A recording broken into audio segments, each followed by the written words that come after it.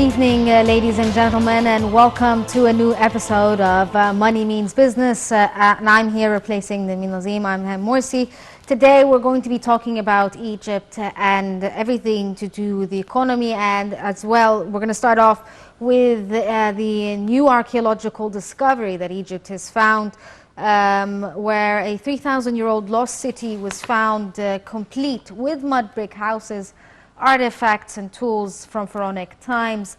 Zahi Hawass said an Egyptian mission discovered the mortuary city in the southern province of Luxor, adding that it dates back to what is considered the golden era of ancient Egypt and the period under the king Amenhotep III of the 18th dynasty. Let's go take a look at more about it.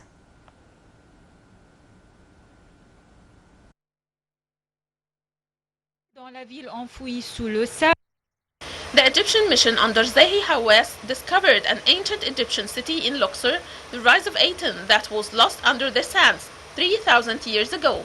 The city, dubbed the Lost Golden City, dates to the reign of Amenhotep III and continued to be used by Tutankhamun. Hawass said that many foreign missions searched for this city and never found it. They began their work searching for the temple of Tutankhamun because the temples of Hormoheb and I were found in this area.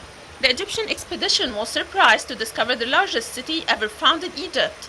Founded by one of the greatest rulers of Egypt, King Amenhotep III, the 9th king of the 18th dynasty, who ruled Egypt from 1391 till 1353 BC. This city was active during the great king's co-regency with his son, the famous Akhenaten. It was the largest administrative and industrial settlement in the era of the Egyptian Empire on the western bank of Luxor. Hawass continued that the city streets are flanked by houses. Some of their walls are up to 3 meters high, and they can reveal that the city extends to the west all the way to the famous Deir el-Medina. Betsy Bryan, professor of Egyptology at Johns Hopkins University in Baltimore, USA, said that the discovery of this lost city is the second most important archaeological discovery since the tomb of Tutankhamun. Bryan added, the discovery of the lost city not only will give a rare glimpse into the life of the ancient Egyptians at the time when the empire was at its wealthiest, but will help shed light on one of history's greatest mysteries: why did Akhenaten and Nefertiti decide to move to Amarna? And now we're joined over the phone by Mr. Ahmed Badr, a tourism expert. Good evening to you, sir. Good evening. Good evening to you and all the audience, and happy Ramadan to you and all Egyptians in all the world. Thank you so much, and to you too, sir. This discovery is something that is amazing. An entire city that was preserved almost near perfect. Can you tell us why this is something very significant, other than the fact that it's huge? Well, this discovery is considered one of the most important archaeological discoveries, or maybe the most important archaeological discovery after the discovery of the tomb of King Tut. As you know, all the discoveries in Egypt so far, it's either tombs or temples. Yes. But we never discovered a city where the ancient Egyptians lived. So till this discovery, we didn't have a clear idea about how the normal people lived. We knew how they did tombs, we knew how they built the temples, but we didn't know that much about their daily life. So now, with this discovery, we will have better idea about how they live, how their cities look like. We have walls that are almost 3 meters high and even higher than this. So we will know exactly their daily life. As I mentioned, we also, part of the discovery was something like administration area it was surrounded by a wall to cover it, with only one point to get in and out for security. So definitely this is something we never saw anywhere else in the world. So at that time, this discovery is, this city is, was built during the era of Amenhotep III, which is the father of the famous Amenhotep IV, or known as Akhenaton. So we're talking about almost 3,400 years old. So at that time, why was this called the Golden Era, though? There were also almost no cities like that, with that,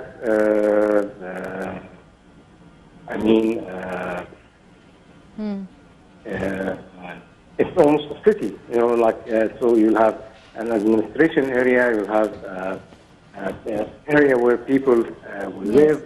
So all of this will definitely give us a much better idea, and the discovery is still on the go. So there are some other areas that they will discover and will give us even more idea about their daily life, which is extremely important for us to know more about them, about their culture, about their life. Sir, how was the city preserved so well, and what kept it intact all these years? It's been thousands of years. Well, excuse me, I didn't hear you well. How was the city able to stand time? I mean, it's been 3,000 years, and it's nearly perfect.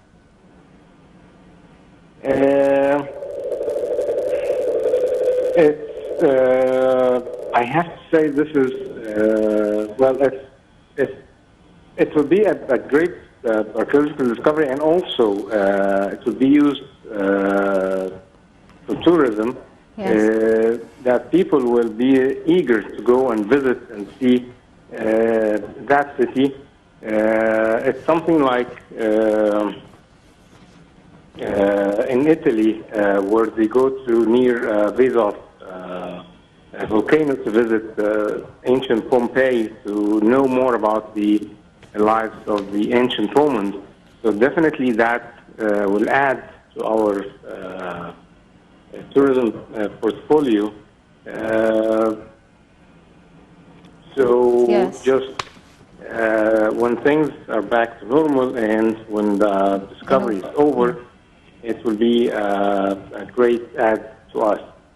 Yes, it definitely will. Mr. Ahmed Badre, tourism expert, thank you so much for telling us more about this amazing discovery here in Egypt.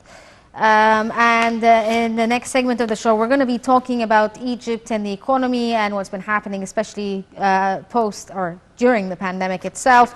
We're joined here today by Mr. Hani Abou El-Futuh, an economic expert. Thank you so much, sir, for joining us tonight. My pleasure. Thank you so much. We're just going to take a short break, and then we're going to start talking more about the IMF reports. Thank you so much.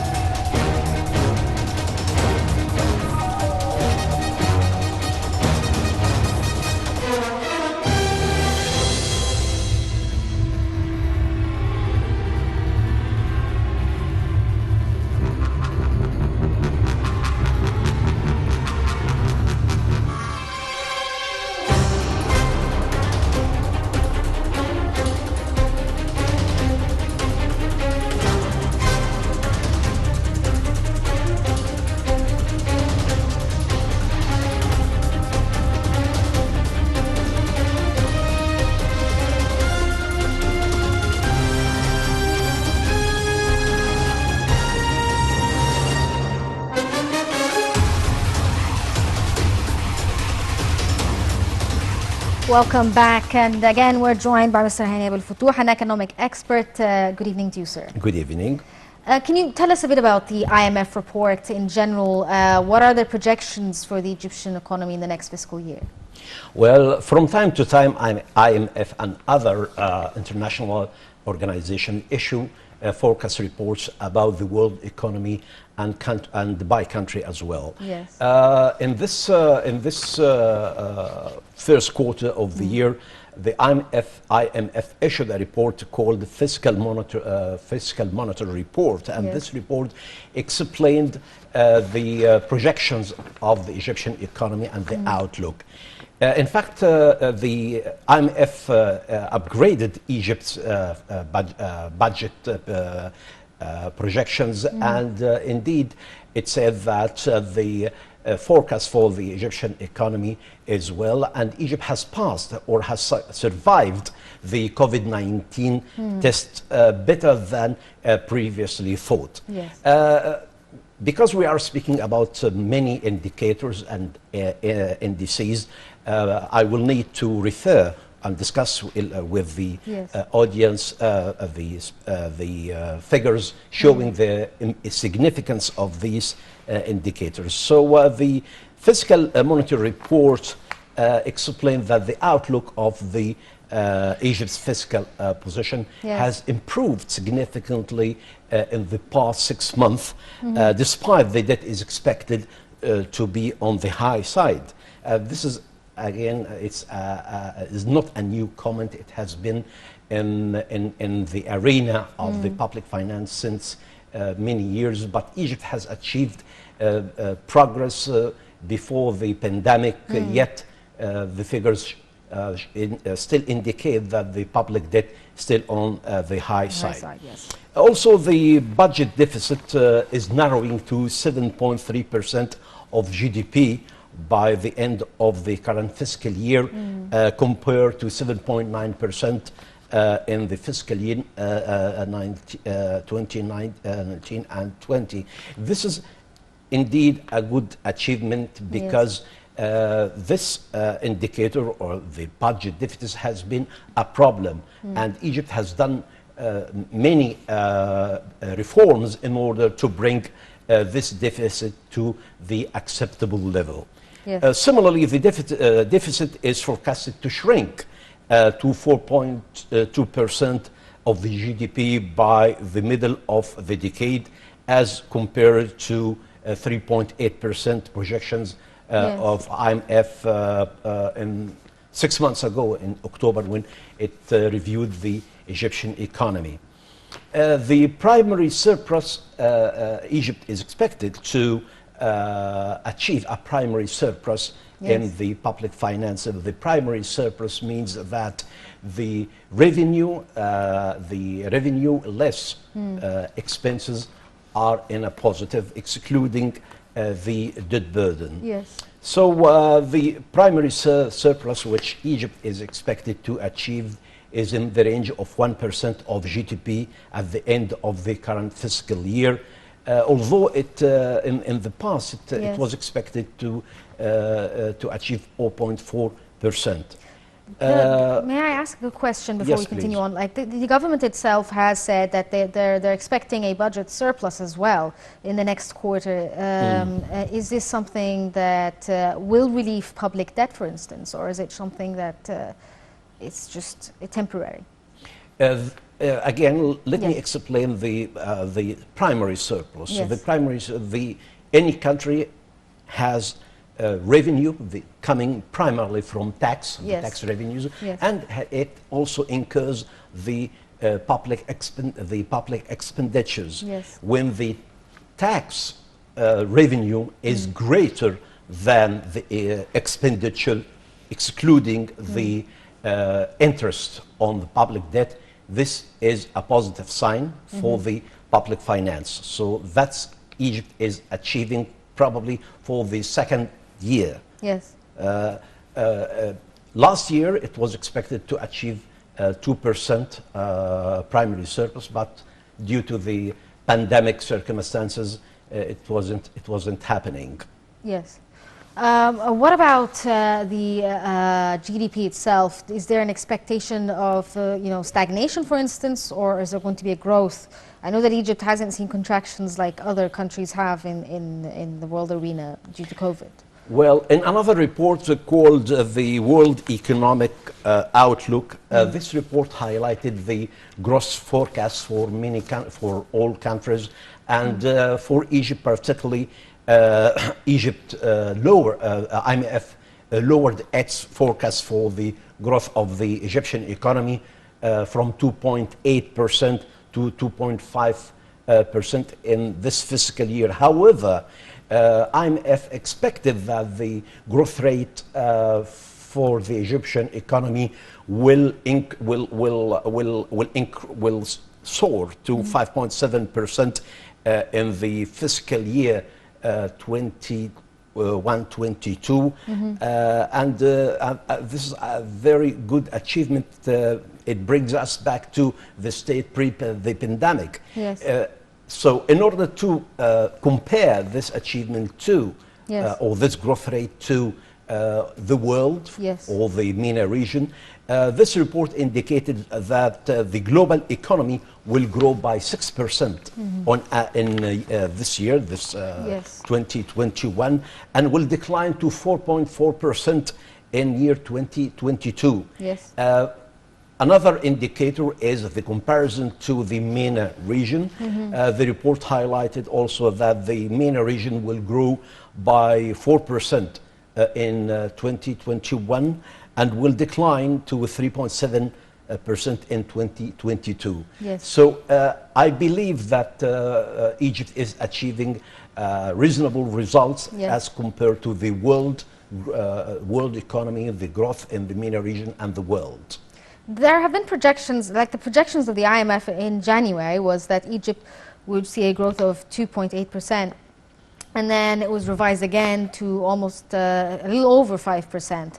Why was there an increase in the projections? Why did we see this change? From time to time, Yes. all these organizations amend or release amended forecasts. Yes. It depends on the variables in the world, around the world economy. So previously it expected that the Egyptian economy will grow by 2.8%. Now, Yes. because of the variables around the world, the impact of the COVID-19, the state of uncertainty in the world, it has amended its forecast to 2.5%. However, next year, this forecast has changed to be slightly higher, to achieve 5.7%. Yes.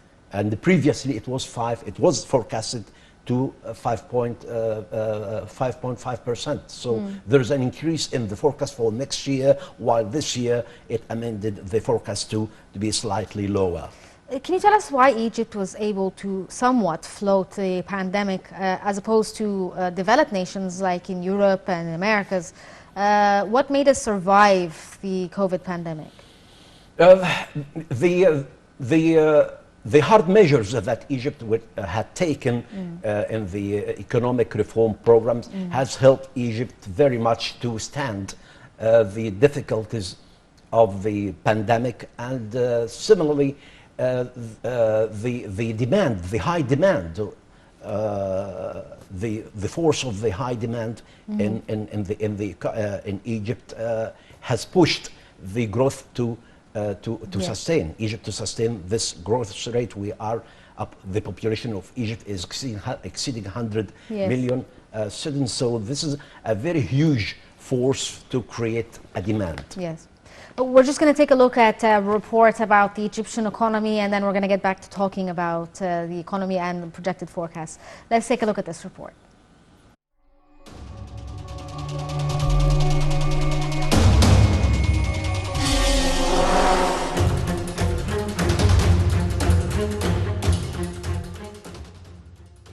The offering of dollar bonds to the Ministry of Finance with a return ranging between 3.8% and 7.5% is a certificate of confidence in the Egyptian economy, as it is the lowest ever since Egypt began issuing its international bonds. The Ministry of Finance had announced earlier that the offering of international bonds worth $3.75 billion in 3 tranches, 5, 10, and 40 years, with issued values of $750 million and $1.5 billion and $1.5 billion straight. Dollar bonds are one of the means of financing the activities of the state's general budget, as well as the gap in the balance of payments, as they are offered in dollars to international institutions in the recognized global markets, whether London, New York, or Germany. The offering witnessed strong and increasing purchase orders for foreign investors, which reached $16.5 billion, before the banks promoting the offering, in accordance with the instructions of the Ministry of Finance, announced a reduction in the prices of the indicative returns announced on the bonds at the beginning of the offering as a result of strong purchase requests from a large number of large investors. Economists said that the proposal will provide additional financial resources from the foreign exchange to the country and provide financial resources that contribute to financing the needs of the budget agencies at good and low prices, which reflects the confidence of the international community in the efforts and results of the economic and financial reform program implemented by the Egyptian government and fully supported by the political leadership, which was reflected in maintaining the current credit rating of Egypt by the most important international credit rating agencies.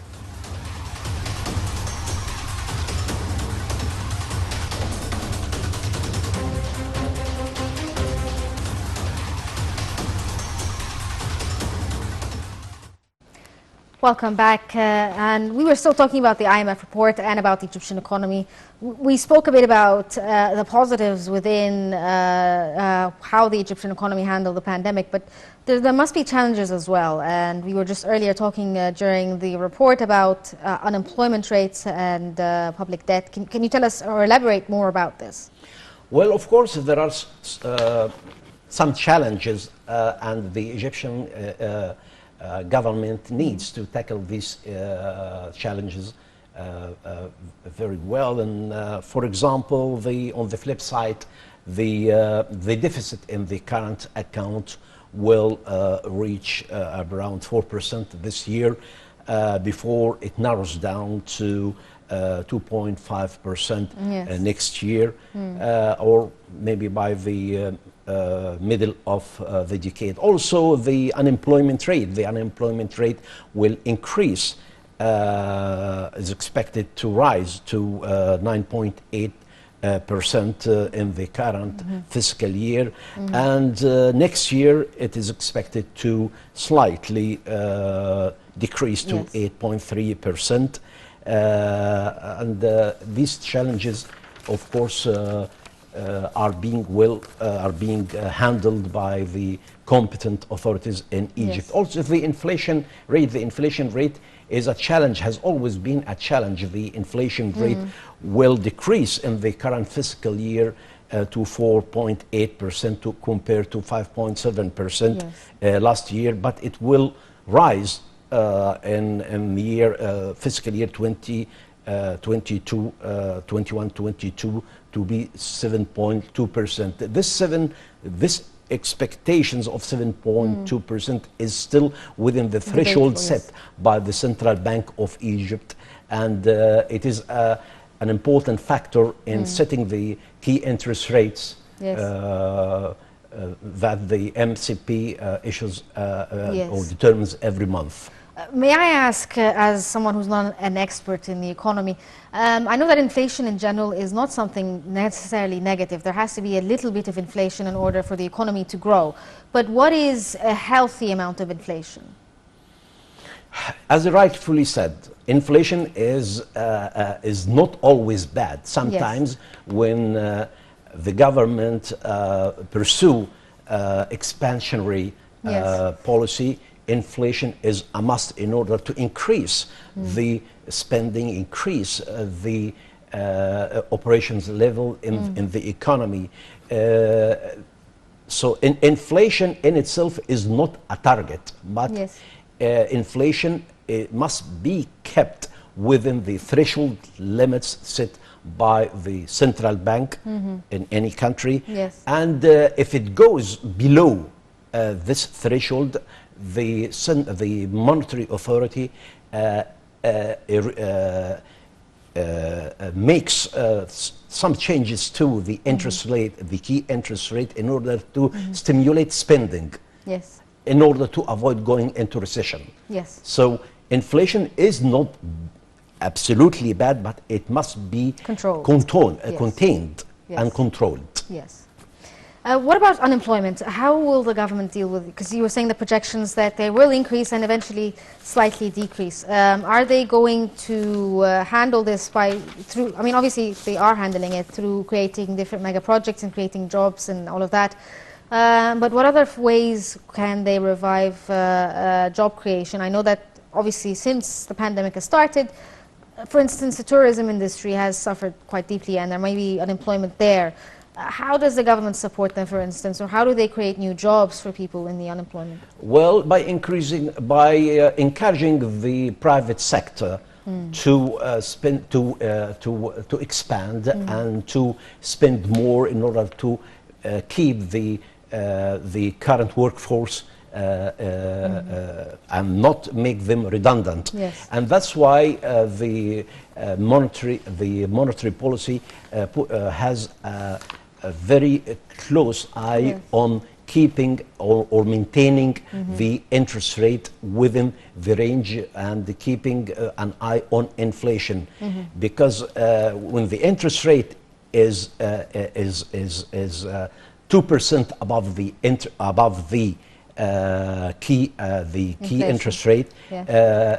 this stimulates or encourage business people to get money or to borrow from the banking sector. When they borrow money, they inject this money into projects, and this way they maintain the workforce Yes. instead of laying off Yes. the workers. So this is important. Also, as you rightfully said, the mega project is an important cushion to attract, to create jobs and attract or create many opportunities for workers to be employed in these projects. May I ask, I mean, I know that loans, once the interest rate on loans decrease, investors are more likely to take loans out. But is also the decrease in interest rates when it comes to banking certificates, if I'm going to invest in banking certificates, when I decrease these loans, the interest rates there, does this also encourage people to invest more money in business rather than in banks? Theoretically speaking, yes, but in practice, no. Yes. Because many people don't have they have what is called a zero risk tolerance.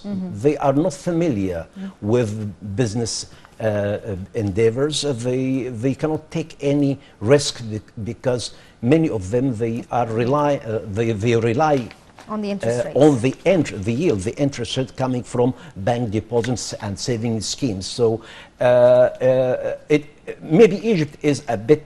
This situation is a bit peculiar to Egypt and countries which have the same conditions as Egypt. People will not, when the interest rate is down, is decreased, will not take the risk and inject the money into the stocks in the stock markets. Or maybe the right thing is to create vehicles, investment vehicles and investment schemes, saving schemes to attract or encourage the depositors or the conventional depositors to contribute to these vehicles like the mutual funds, which are designed to be safe and offer reasonable yield on investment. We're just going to take a short break and then we're going to get back to talking about the Egyptian economy. Let's take a break and come back again to Money Means Business.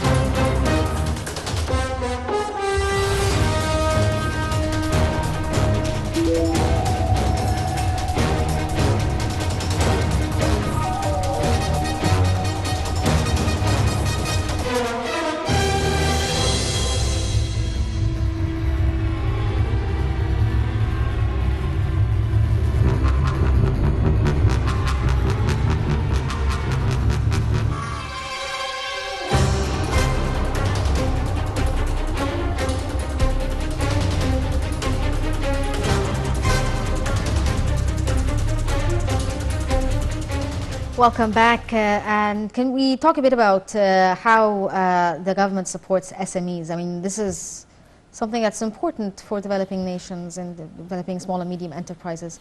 How does the government prop them up? Let me put it this way. The SMEs are the driving force for the economy. If the economy, if we need the economy to grow, we need to encourage and boost the efforts to support SMEs. In fact, most of the structure of the business community here in Egypt primarily rely on SMEs, which contribute to more than 70% of the business entities in Egypt. The Central Bank of Egypt has launched an initiative to finance small and medium enterprises and even the micro businesses. And this was not the first initiative that was adopted, was released by the Central Bank of Egypt. They offer loans and finance to SMEs at very preferential rates, starting from 5%, which is actually a reasonable interest rate for this sector. And the presidential, also the presidential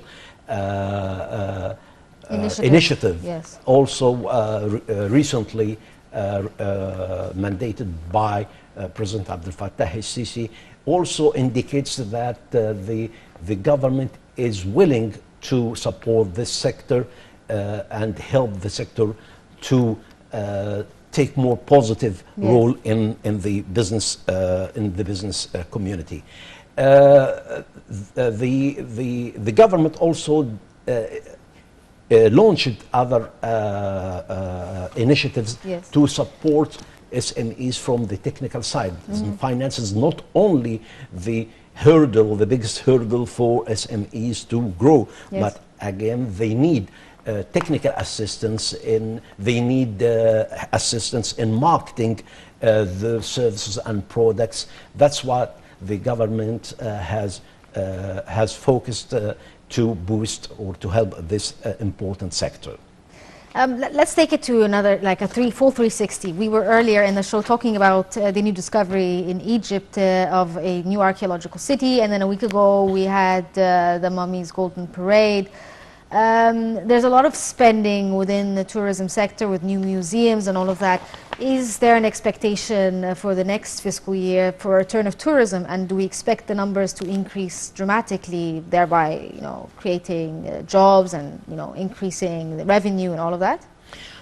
Well, there are expectations of that with the opening or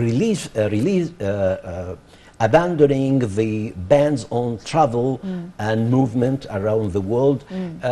Egypt will witness an improvement in the tourism sector because what Egypt has shown the world in this parade, Golden Parade, a few days back, it was a very strong message to the entire world that Egypt is ready to have its treasures open for the world. And I've read many comments on BBC and on CNN, foreigners or potential visitors to Egypt are eager to come to Egypt and see these treasures because the way it was demonstrated to the entire world was so amazing. So I've read many positive comments, and this is encouraging, and the expectations actually center about receiving many tourists from different parts of the world. Yeah, and the government has been working on creating new hotels and creating new museums and all of that. Do they have projections for possible tourists, the increase in tourists? Because I mean, previously during maybe 10 years ago, the numbers were quite dismal in comparison to other countries that don't have as much history as we do. Do we expect these numbers of tourists to increase? I know that at some point, maybe 10 years ago, there were like 6 or 7 million only coming into Egypt. Do we expect the numbers to be at least doubled? Well, the least is to achieve the revenue from tourism pre-pandemic. Yes. It reached about $13 billion, Yes. or maybe $12 billion, if my memory serves me right. Yes. So the investment in tourism sector, it is not just for building museums or it is more than that. It's about refurbishing the hotels, the facilities, paving the roads. It's a long-term investment. It's a long-term investment, and the government is keen to support the expenditure of the private sector in the tourism sector, in financing their projects for expansion and renovation. Yes. And we're out of time right now, unfortunately, talking about the Egyptian economy, where there are lots of hopes, and hopefully post-pandemic, we're going to do very well. Thank you, Mr. Hani Abou Futuh, an economic expert. Thank you so much for joining us and enlightening us. Thank you so much. This brings us to the end of this episode of Money Means Business. Stay tuned for more on Now TV.